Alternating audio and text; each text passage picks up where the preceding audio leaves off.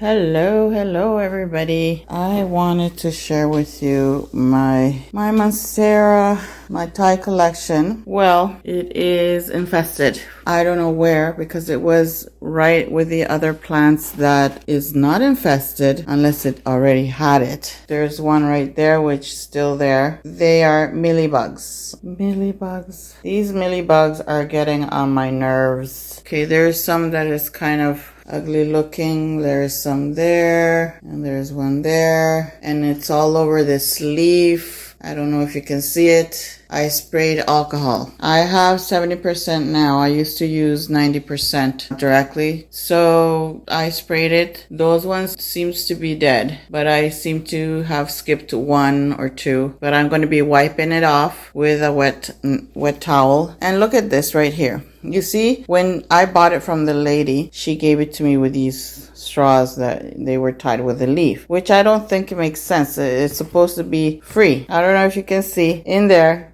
There's mealybugs in there. See that? There's mealybugs in there. I don't know if it came with it or what's really going on. I wanted to share with you my frustration with these things. If it's not scale, it's mealybugs. I'm going to be spraying it. I have a spray bottle with my alcohol, so all I do is just spray all over it like anybody would do. Just spray it. One of these leaves is the most infested one, so I think I'll be cutting it off and just see what's gonna happen after that. This one is the one that's infested. So my friends, I just wanted to share with you my ups and downs. I like to share my ups and downs every time, so whoever's going through this same problem doesn't feel alone. I know the feeling, so that is what's going on. So I removed it from the corner where it's supposed to be nothing in there in the corner. I know there's nothing. My plants are not infested, so as soon as I saw this, I removed it from the other plants. There's another one there. Oh my goodness.